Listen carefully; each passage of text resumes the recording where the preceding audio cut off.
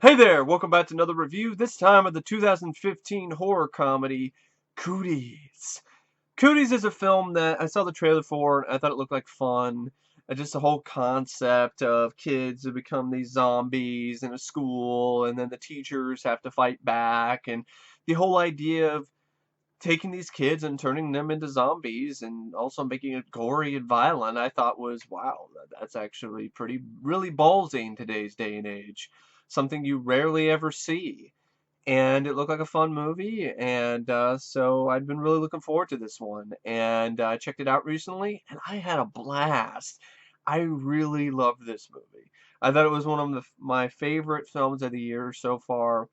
One of the best horror comedies I've seen, I would probably say, since Dead Alive. It was gory, it was fun, it was entertaining, it had its moments where it was actually genuinely suspenseful, I thought. And yeah, it had a great cast. The screenplay I thought was pretty good for the most part. I mean, it had, the whole concept of infected chicken nuggets leading to some virus outbreak that makes kids into bloodthirsty zombies. I thought was actually pretty well thought out for the most part, and it's not perfect. I mean, there are some things about it, like some jokes that they just repeat a few too many times for my taste, and it wasn't really the funniest thing the first time, and they just keep jamming it into your head, like laugh, laugh, laugh, and I'm like, I'm not laughing, but go to the other stuff that's actually funny. Um, and I thought the characters for the most part were pretty likable. I thought the performances were pretty good, and the visual effects for the most part, I thought the zombie effects looked great for the low budget that they had. I thought they looked really good, especially some of the gore effects near the end with the kid named Patriot with half his jaw missing. That was actually some really effective looking practical effects. I also thought the up close shots when you see the little girl who was the first one that was infected, you see her sores and everything on her face and the rashes and stuff. I thought that was pretty effective and really well done.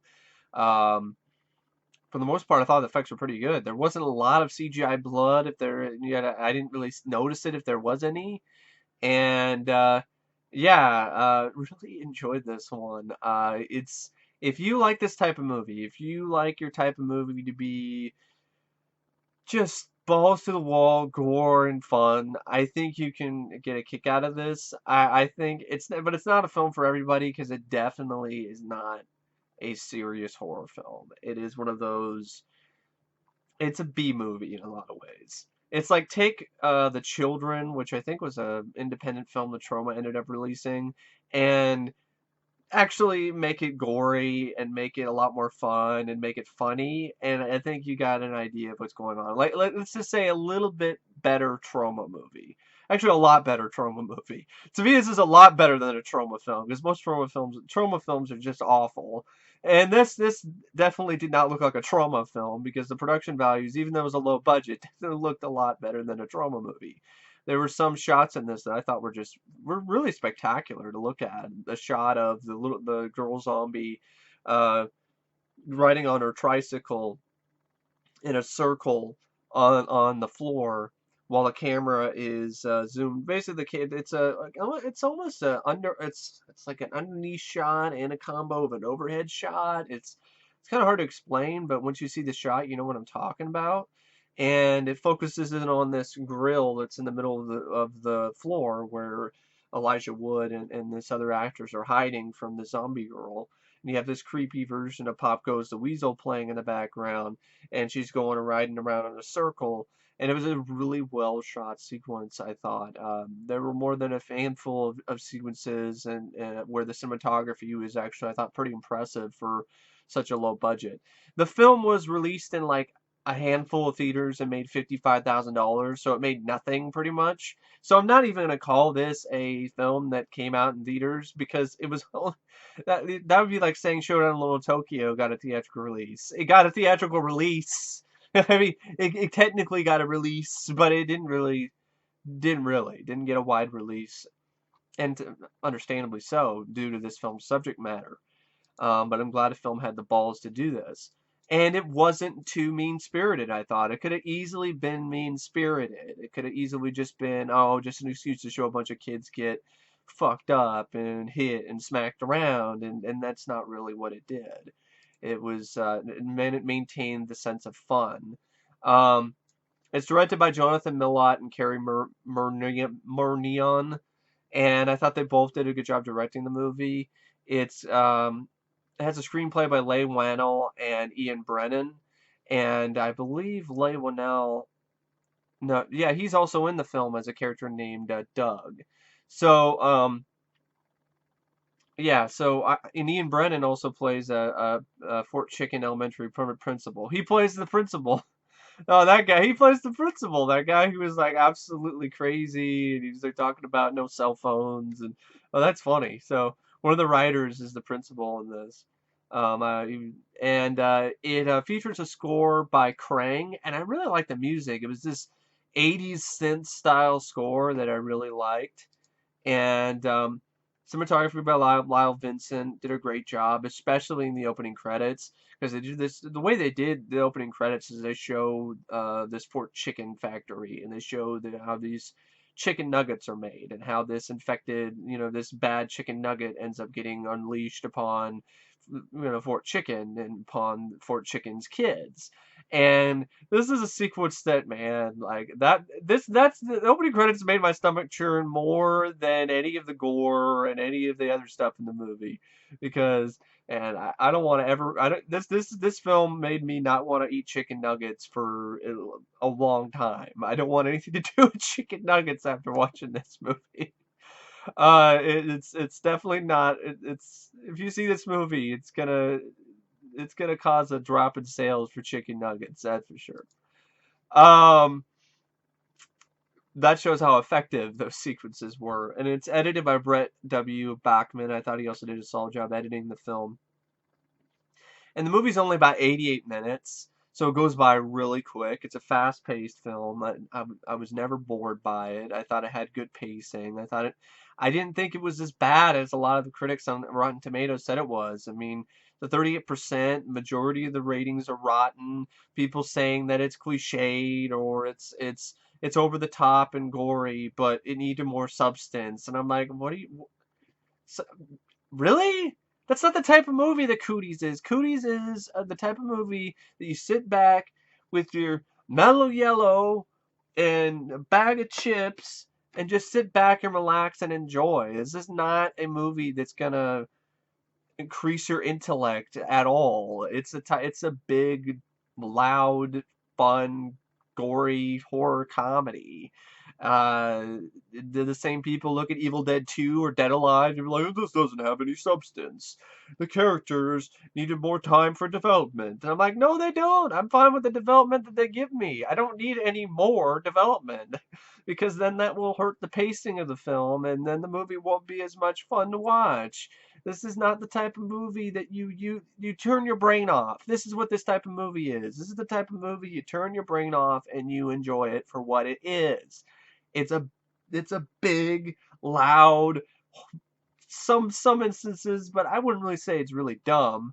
But it's a big, loud horror comedy with tons of gore, and it's not politically correct, and that's the type of movie you're getting into. And if you don't like that type of film, then you're not gonna like the movie anyway. And I don't think you should be the type of person that should be watching the movie and criticize. It's like me going in and criticizing rom-coms. I don't watch a lot of rom-coms and I don't do a lot of videos about rom-coms because I don't like romantic comedies for the most part. So that's not the type of films that I enjoy. And that I am really I enjoy watching. So me criticizing them would just be from the point of view of a guy who doesn't like romantic comedies. So for the most part, I'm probably not going to like them because they weren't meant for someone like me in the first place. So with a film like this, it's meant for the gore. It's for the gore fans of gore and the craziness and horror comedies. That's what people like Evil Dead 2 and Dead Alive and some people even enjoy trauma films. I'm not one of them, but people enjoy trauma films will probably get a kick out of this. That's the type of audience that this film is trying to appeal to, and it does a great job appealing to that audience. And the film, I think, is also a lot more clever than some of these critics make it out to be. I mean, think about it. This is a film that takes subject material of kids in elementary school infects them with the zombie virus, and it doesn't pull any punches. These kids are they're eating teachers, and they're getting smacked around. There's scenes later in the film where they're getting hit in the face with baseballs from a pitching machine, and a kid gets his lower jaw ripped off, and they're playing with eyeballs. They're disemboweling people. They're all this craziness, and it could have gone further than that. It could have had them getting shot, but they didn't do that because I understand why. This is school shootings are pretty. Uh, the school shootings are something that's pretty prevalent in today's society. So they didn't need to go that route, and I'm fine that they didn't. So they come up with different ways to take out these kids. If you have an Asian janitor guy who's acting like he's Sho Kosugi, kicking a bunch of kids in the face and stabbing them with, garden shears. It's that type of movie. It's craziness. It's insanity. And if you are into that, cool. If you're not gonna enjoy yourself. And it's definitely not for the easily offended, so to speak. But yeah, like I said, I think it's more clever plot than people make it out to be. The whole idea of making kids these zombies, I never really saw it done the way that this film did it. Because this film showed it in a way that was really, really gory and bloody, and it did not hold back. Something like The Children, a trauma film, they touch people and they burst into flames or turn into ashes or something. Like it wasn't even anything. Like there was no gore in that at all. There's another film called The Children, which had nothing to do with the trauma film, which is a little bit more violent. And they have stuff like Devil Times 5, which really didn't do much with it. Children of the Corn films, they're not really that gory for the most part. This was the best Killer Kid movie I had honestly seen to date.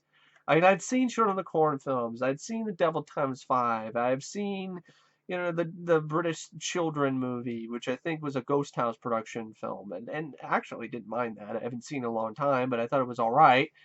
But you know, it, this was better than those movies for me personally. It's a lot more entertaining, that's for sure. And yeah, and there's a little bit of meta stuff with the whole stuff with Elijah Wood. They make a reference to Lord of the Rings, where you have the character played by Rainn Wilson, who pretty much says, "I'm not going to sneak around like a hobbit." So Elijah Wood, I'm gonna kick some ass. So that was kind of fun, and there's more than a few other references to other horror films and other types of movies, like The Terminator and Christine, and some fun references too, like where Elijah Wood's talking about his book called Kill This Man, which is really bad. And he's talking about it's about a haunted boat, and then this guy who buys a boat that's haunted, and then of course Rainn Wilson's like Christine, and then of course Elijah Wood's like, no, well, no, it's not Christine, it's a boat. No, Christine buys a car, a haunted car.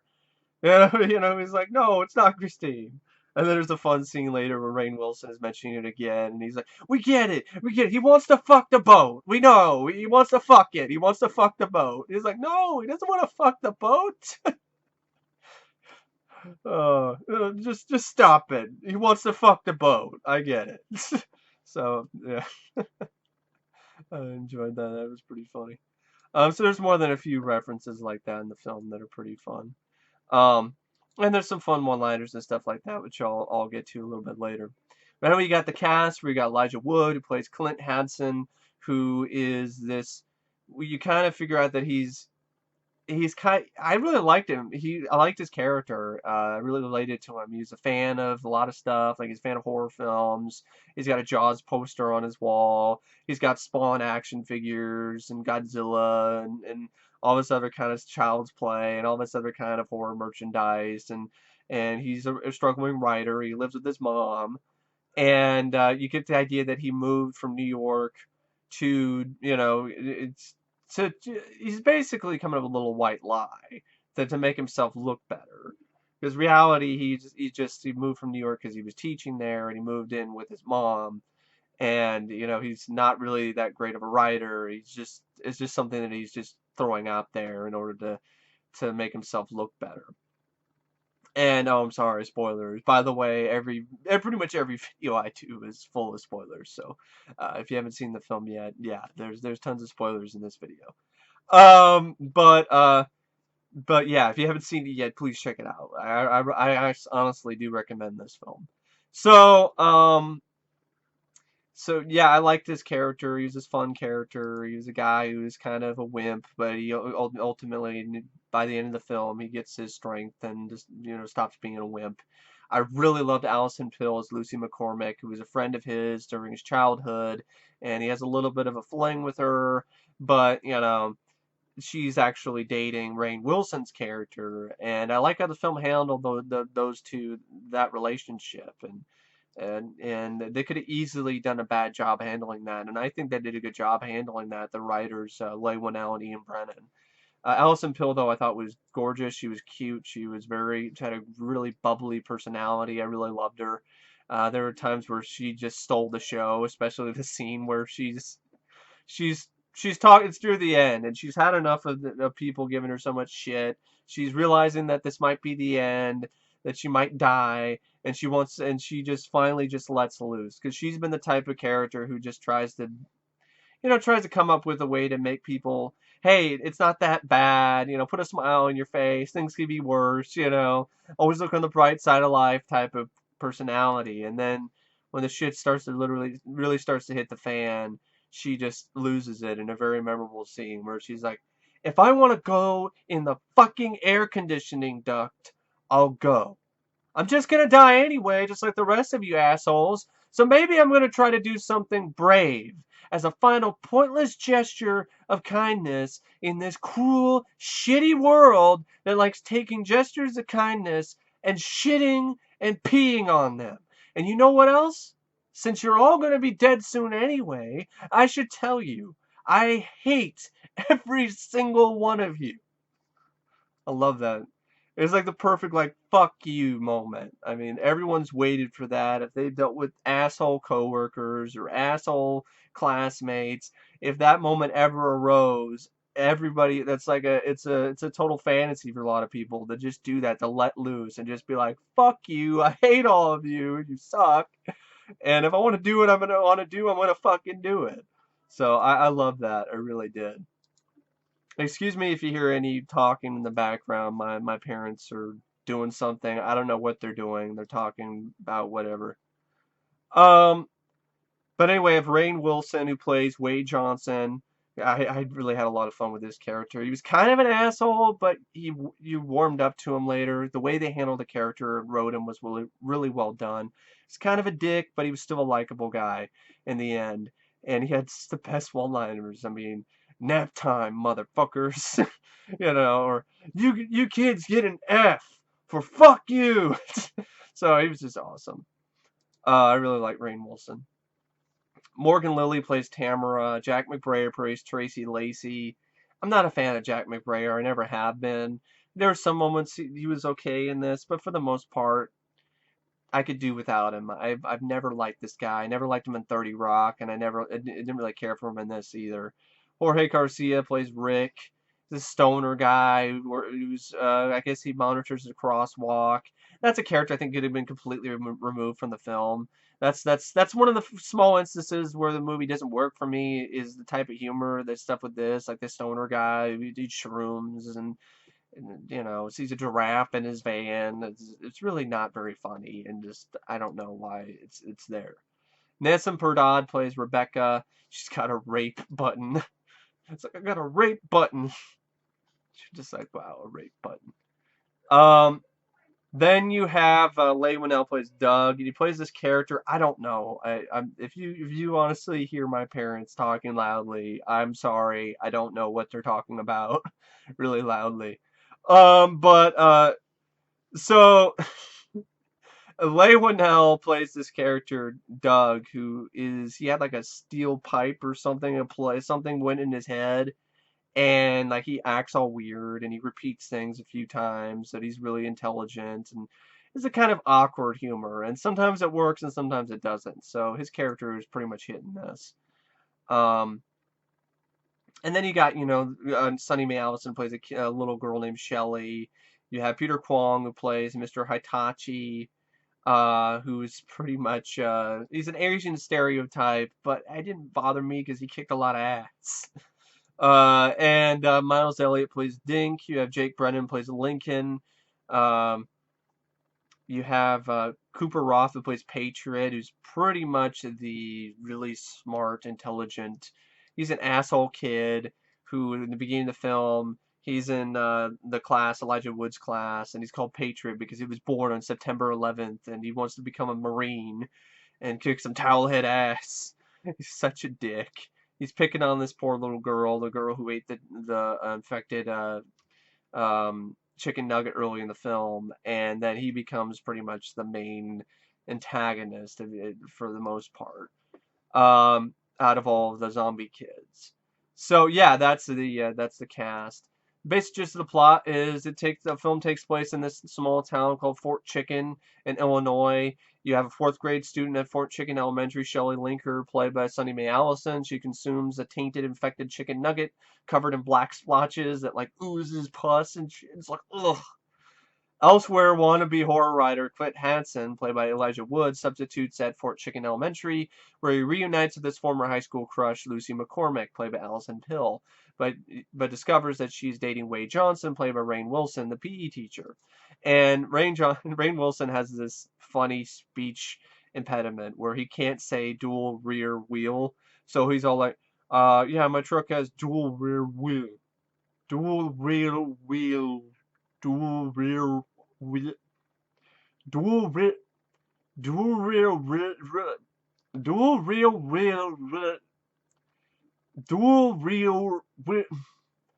Dual rear wheel. It's got two wheels in the back. So, that was pretty funny. And during class, Shelley, experiencing numerous symptoms, she brutally attacks her classmate. Her ponytail falls off, and it actually gets, they're picking on her and pull it, and her ponytail falls off. It's a pretty good practical effect. He brutally attacks her classmate. She bites his face. Patriot, played by Cooper Roth. After he tugs on one of her pigtails, it falls out, infects him with the virus. She also claws Clint, but he appears to show no symptoms.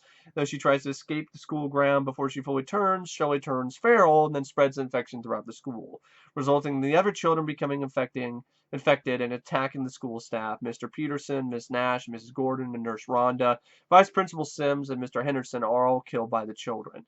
There's one where they actually lock up this one woman, this one teacher, in a cabinet with Patriot. That's pretty fucked up. It's just like, is there a lock on this thing? Just lock it. Just leave her in there to die. And the few surviving staff members consisting of Clint, Lucy, Wade, Tracy Lacey, played by Jack McBrayer, Rebecca Halverson, played by Nasim Pedrad, who has the rape whistle, and Doug, played by Leigh Whannell, and Mrs. Burke, played by Tammy Baird, hide in the faculty lounge, but they're attacked by Patriot, and that's the girl, Mrs. Burke, is who gets attacked by Patriot, and then she gets mauled to death. And then after escaping with the uninfected student Calvin, the staff barricade themselves in the music room, but they are discovered by Shelley. Police officer arrives at the scene to calm down the children, not realizing that they are beyond help, but has two fingers bitten off and then is mauled by Shelley as she escaped the playground and hid in his car. Wade notices that Clint has been affected by Shelley and quarantines him, but Doug deduces that the virus doesn't affect him like it does the other children. And then you have a little gross out humor moment where he took a look at his bodily fluids, and he's like, "Oh, don't worry, I was wearing gloves." It's like, you're not wearing gloves. It's like, yeah, ugh. um. So then they realize it doesn't affect him like the other children. Just gives him the shits and the runs. It makes him feel sick, makes him throw up. It's flu symptoms. The staff then decide to wait till the parents arrive to pick up the children, but this plan fails. So Racer Dropkins, son of the local PTA president, infects his baby brother and then the baby, and then it kills his oblivious mother. And the way the scene was handled was really well done. He kills the baby, but they don't show him eating the baby. They just hear the baby screams and like some sound effects, squelching sound effects and stuff like that. But it showed that you can't really, the PTA president is like, come on, Racer, let's go. You'll be late for soccer practice. It's just like, oh, man. totally oblivious. So she gets killed by her own son, her honor student son. And so they managed to rescue another child, Tamara, played by Morgan Lilly, but discover that she has also been infected. The staff then are attacked by the children again, and Wade kills Dink, played by Miles Elliott, one of the infected children, by beating him to death with a fire extinguisher. It's a pretty brutal death scene, and they handled that well too. They didn't show him repeatedly beating in the kid's head. You saw him smashing the fire extinguisher on the ground, and you saw the kid aftermath, him dead a little bit later, but they didn't show it they didn't show it like it was a Serbian film or anything. They did, so it was effective. I thought it was more effective that way anyway. And then I agree with my friend Matt, where he mentioned that it was nice to see that Rainn Wilson was affected by that, and he was, and I like that little bit of character moment. They easily could not have had that. It really humanized that character. And then Doug analyzes his brain, which is turned black and oozy and rotten, and then because it's decomposing, and realizes the virus is only dangerous to kids who are not going through puberty. And so kids who have gone through puberty are immune, and that's why a lot of adults just get, these weird symptoms. They just get flu symptoms. They get the shits and they want to puke a little bit. Um, So, which is why Clint and Tamara didn't turn feral as because they had passed that stage. The staff and the unaffected children unite with janitor Mr. Hitachi, played by Peter Kwong, but Calvin passes out due to diabetic shock. The group opts to send Clint through the ventilation system to gather a chocolate bar for Calvin, Wade's truck keys, and their cell phone. And that's the moment where Lucy tells everyone to fuck off and goes up there and joins Clint. And that whole sequence, while they're trying to escape, they're trying to get to the candy bar, and they're trying to get to the cell phones and the keys, is really well done. I thought it was very suspenseful. I thought it actually had more than a few moments of nail-biting suspense, because the film did a good job building up these characters enough that I actually really cared for them, and I wanted them to make it out alive. And so Lucy joins Clint. They get up there. They escape. The two confess their feelings to each other while trapped in the library. They get a little bit nookie. They have a little bit of a nookie time. Not much, but they snog for a bit. And then Wade also apologizes for his behavior over a walkie-talkie. Uh, Though they discover their cell phones have been destroyed by Patriot, they manage to secure a chocolate bar and revive Calvin. And of course, before that was a little bit of drama where you have the character played by Rainn Wilson reveals that he was gonna propose to his girlfriend Lucy, but he's really jealous and pissed at her for having small talk and having a good time with her, with an old friend. And he thought there was more to it than that. And honestly, so does in some ways so does Clint. But I like how he just accepts the fact that this isn't meant to be, and we're just good friends. And so he ends up apologizing to Rainn Wilson, and lets him know that apologizes to Wade and says Lucy is your girl pretty much, and that's cool. And even Wade apologizes for treating him like shit as well. And then the group then reunites after Clint knocks out several children with drugs, which is another good idea because knocks them out with overdose of Ritalin and Adderall. And then utilizing various tools in the school, such as weapons. So they use stuff in the school as weapons. Doug builds like what looks like it's like a cattle prod of some sorts. Uh, the Elijah Wood, Clint has a hockey stick that Rainn Wilson gives him. Rainn Wilson has his shoulder pads on because he was a former football star, and he's got like this pitching machine on one arm, which is really awesome, and then uses it to like fucking hit kids in the face with it. It's really I thought it was a very fun, good time. The only time I advocate child abuse is in this movie, because they're not really kids anymore. Their brains are gone. They're zombies, and just hitting zombie kids in the face with baseballs. That's my idea of a good time. Um, it could have even been adult zombies. Either way, it's a really awesome idea with the pitching machine as a weapon. Peter Kwong uses shears as like as if he split them apart and uses them as swords pretty much. And but Jack McBrayer has like this mace thing that he made out of like jump rope. And I believe what's her name? Nasim Pedrad. She doesn't really have a really that great of a weapon, if I remember correctly, Rebecca Halverson. And so they fight off these zombie kids in the playground, and they manage to escape. However, Mr. Itachi and Wade are seemingly killed by the kids. And Wade gives the keys to Clint and lets Clint save the day and take his girl, and he sacrifices himself, so to speak, for the good of everyone else. And for me, part of me was like, okay, all right, I'm all right with that. I like the guy, but at least he died a heroic death. And then they they drive off, and then Patriot has hung on has been on the truck the whole time because he overheard it on the walkie-talkie. And then Patriot tries to fuck everything up. I love this. They run him over with the car, and then he's a great practical effect of his jaw just completely gone, and lower jaw just gone.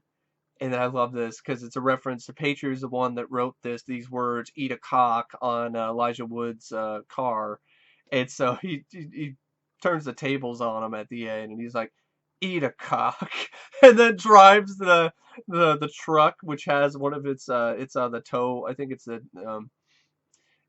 it might be an ornament on the back. It's an ornament. It's what it is. It's a rooster, which I believe is, I don't know if it's on the front or the back, but it's technically a cock. It's a cock.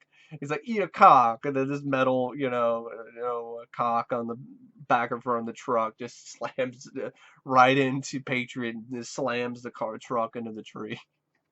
So they kill the kid. They drive off. They end up in another town.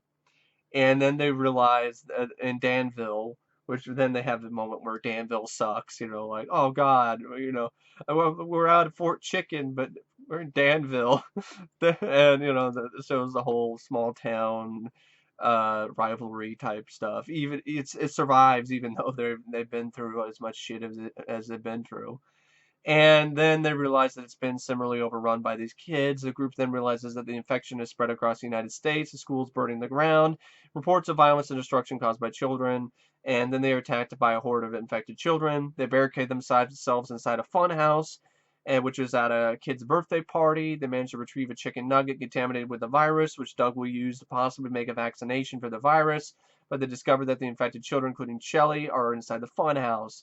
Mr. Itachi, though, then arrived just in time to save the day and rescue the group, setting the infected children on fire with gasoline, which is a really awesome, badass moment. Great one-liner where you have Rainn Wilson, he's spraying everything with his super soaker. It's like, what is that, water? Like, what is that gonna do? He's like, it's not water. And then he lights a match. He's like, nap time, motherfuckers. Throws the match on the ground and burns all the kids up. Really like that scene. I thought it was fine. I know one of my friends thought it could have been a bit longer. It could have been, but it didn't bother me that much. I thought, it was fine the way it was. Everything went up in smoke and in a big grand way. You had a great one-liner by Rainn Wilson who made a triumphant return, and I don't know what else they could have done with it, but I guess there could have been more action in the funhouse, but it was kind of hard to do things in that funhouse. It kind of looked like there wasn't a lot of space to do a lot of things in there. I mean, if it was easy for the kids to run around in there, but it seemed like it was pretty hard for the adults to go around and move around in there. So I don't know, it might have been kind of clumsy, but it would have been interesting to see regardless. But where I have the problem with is just the entire ending of the movie. It's just really abrupt. So they burn the place down, funhouse down. They escape and crossing guard Rick's Jorge Garcia's van, driving out of the town to someplace kids don't want to go. They're briefly pursued by a flaming Shelly, but then she falls down, burns to death. And then after the end credits, the janitor is still alive, and he finishes the caterpillar story and the frog and the caterpillar story. So, yeah, that's Cooties. I really enjoyed the film. I know it's like I said, it's not everybody's cup of tea. It's got a lot of gore. It deals with subject material that I think a lot of people might find offensive. The whole idea of kids getting killed and beat up, and even though they're zombies, I think some people would have an issue with that. Some of the humor is hit and miss, but that's the same way it is for a lot of comedies, especially horror comedies. A horror comedy is a genre that it's I've noticed that it's been pretty hard to get right, to see a really good one. But I thought it was one of the better ones I've seen. There were more than a few times where I chuckled and laughed and had a good time. I mean, fun references to other horror movies like The Lost Boys and Christine, and for the most part, the characters were likable. Had some good one-liners. There was more than I thought. There were some decently suspenseful sequences, and some good gore. A scene where the kids are playing after they've gone on their, their shop. They basically gone on their smorgasbord. They've had their buffet of teachers, and there's scenes where it's really well shot and really demented. Where, like on the tetherball, there's somebody's severed head on the tetherball rope, and instead of a tetherball, there's kids playing with eyeballs on the tilt-a-whirl thing, and kids moving on the playground equipment, and it's covered in blood, and kids grabbing arms, severed limbs, and stuff, and doing stuff with it, and yeah, so and the music in that scene really did a great job disorientating the audience and really creating this very creepy atmosphere and mood. The kids jump roping with intestines. It was pretty messed up. But I really enjoyed it. I really enjoyed it though, as messed up as it was. Yeah, I like the characters, I like the performances, I like the gore effects that were there, I like the score, I like the direction, the editing, cinematography. The story, for the most part, I thought was pretty good. The jokes are hit and miss. That's one of the problems I have with it. It's a small problem because, for the most part, I think there was more jokes that made me chuckle than there were that didn't make me laugh. And then there is the ending, which, even though it ends abruptly, it doesn't bug me a really big amount. It's just kind of like, would have liked a better ending than that. It just feels like the film was just feels like you're watching the movie and you're getting to the and then the film burns out. Like it gets to the end and then the film burns out. It just very abrupt. But I know a lot of other zombie films have had endings like that. But I don't know. It just didn't feel like the film earned that ending, and it just felt kind of lazy. But yeah, I don't know what else they could have done. They could have found a cure, or had the whole happily ever after ending. I don't know, but something would have been better than that because they just got on the road trip and they drive away, and then their fate is completely unknown to you. You know, are they gonna live? Are they gonna die? I have no idea. Is the world fucked? Nobody knows. It's just one of those we ran out of time or ran out of money. Let's finish this type endings. But it's not the best ending, but I loved the majority of the rest of the film, so it doesn't end up hurting my enjoyment of the film that much. It's not a mean-spirited ending. They still live, or their fate is up in the air, but it's not like Extraterrestrial where they go through all this and then get shot by the fucking government. There's none of that shit. So it could definitely be a lot worse. But anyway, yeah, I really don't know what else to say about Cooties, except it was rated out of 5 stars. 4.5 out of 5. I enjoyed it that much. I had so much fun with this. It was a blast. I really enjoyed it. If the concept interests you, if you like the trailer, I highly recommend you check it out if you haven't already. But anyway, thank you for watching my review of Cooties, and I will see you guys later. See ya.